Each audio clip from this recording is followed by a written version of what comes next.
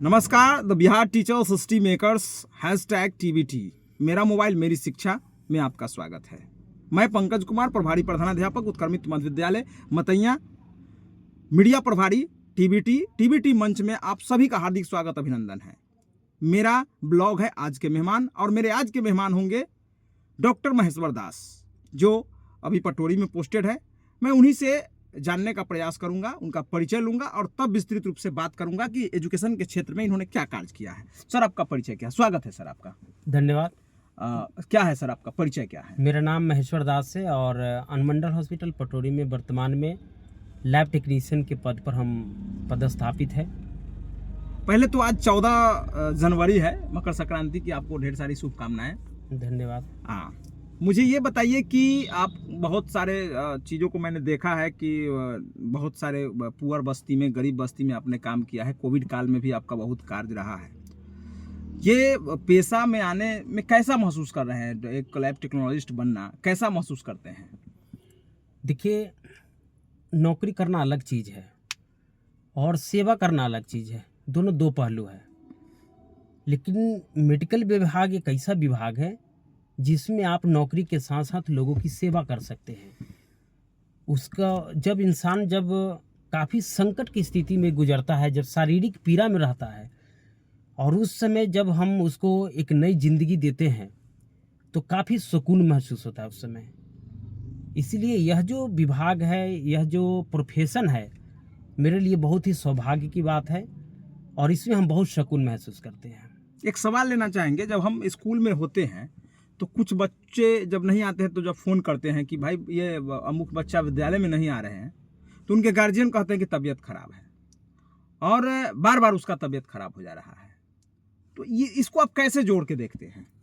देखिए, अभी कुछ ज़रूरी बात है, उसको आप इग्नोर नहीं कर सकते हैं। अभी का जो खान पान जो है, ये लोगों के हेल्थ को बहुत बैडली इफ़ेक्ट करता है।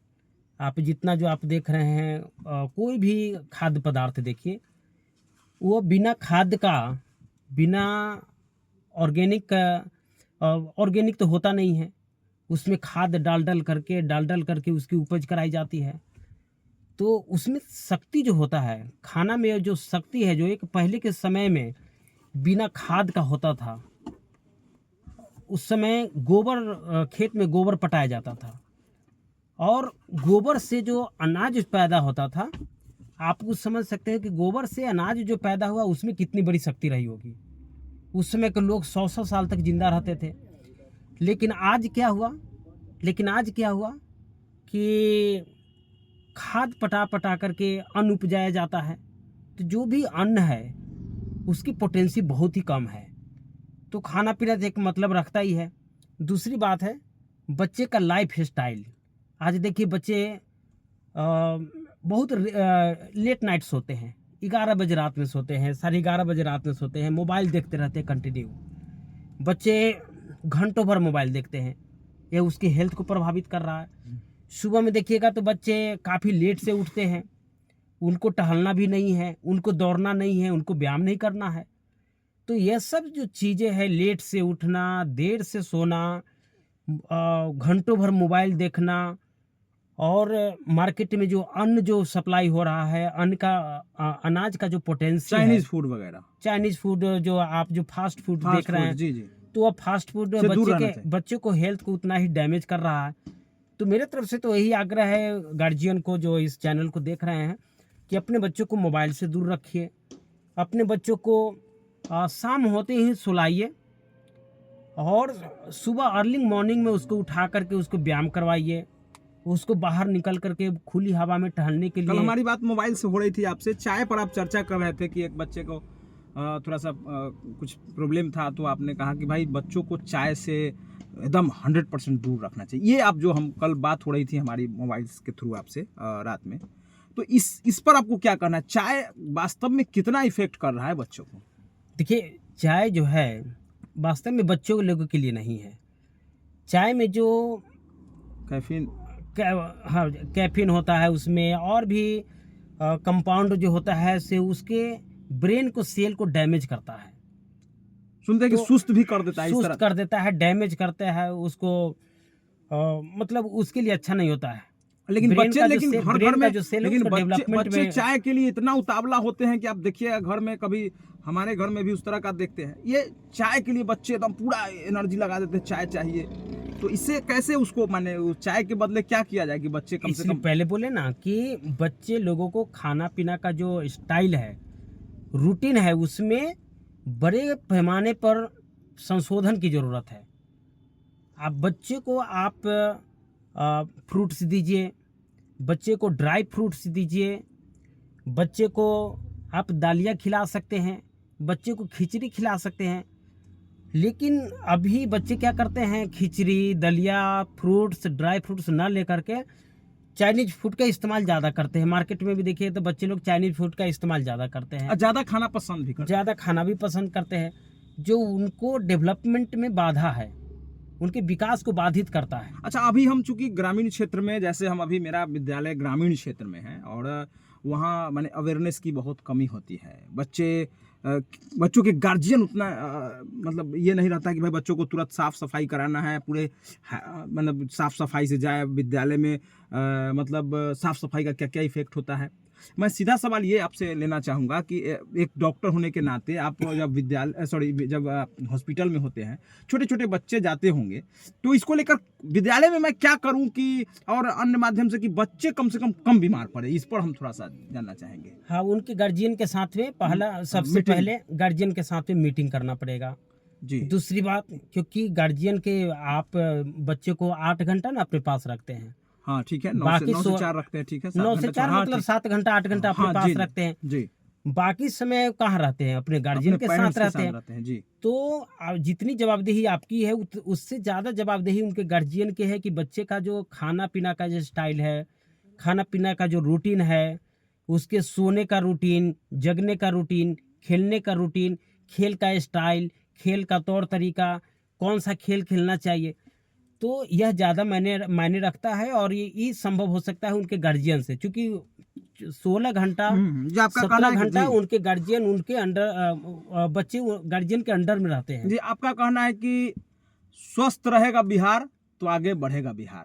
हाँ, जी बस यही है, यही है। यही है। तो आपने बहुत कीमती समय दिया। अभी आप सुन रहे थे, डॉक्टर महेश्वर दास जी थे और यह पटोरी में पोस्टेड है। कोरोना काल में भी इन्होंने बहुत अपने एफर्ट लगाया था और सामाजिक रूप से भी एफर्ट लगाया, गांव में जाकर अवेयरनेस का भी कार्य किया और बिहार से स्वास्थ्य विभाग के साथ कदम से कदम मिला के चले। इनका एक अलग पहचान है।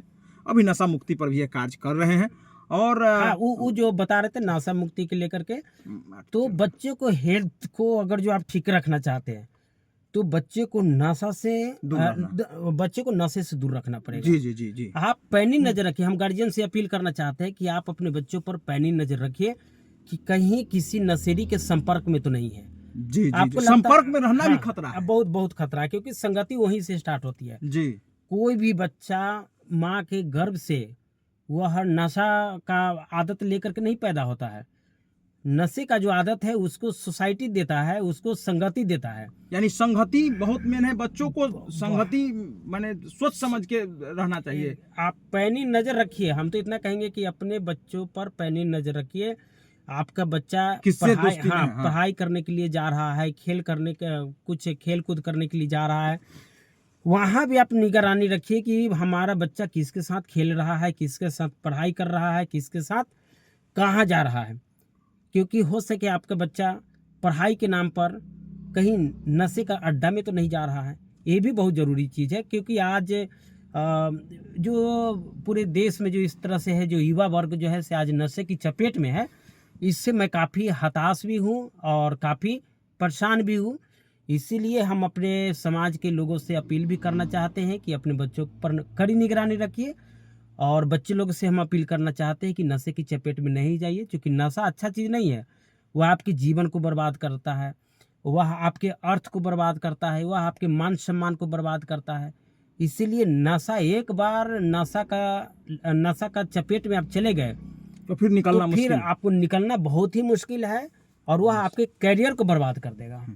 चलिए, बहुत बारीकी से डॉक्टर साहब एक एक पहलू पर बात कर रहे थे कि भाई विद्यालय में बच्चे कैसे स्वस्थ रहें, उनके गार्जियन कैसे ध्यान दे, संगति का क्या असर होता है, नशा करने वाले बच्चे के संगति में यदि आपका बच्चा जाता है तो क्या दुष्परिणाम हो सकता है, सभी चीज़ों को बारीकी से बता रहे थे।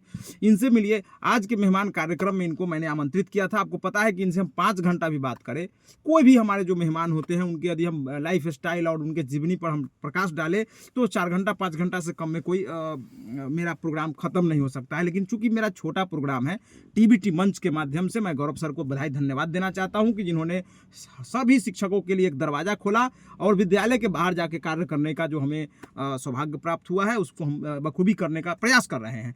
तो मैं पुनः इनको बधाई धन्यवाद देना चाहता हूं आपको कि जिन्होंने अपना कीमती समय निकाल के समय दिया और हम लोग आज इनके साथ दिन भर थे। समझिए कि मकर संक्रांति इन्हीं के साथ मन रहा है और आज के मेहमान हमारे यही थे। तो मैं पुनः किसी अगले मेहमान के साथ आपको मिलूंगा। तब तक के लिए धन्यवाद। जय हिंद, जय भारत।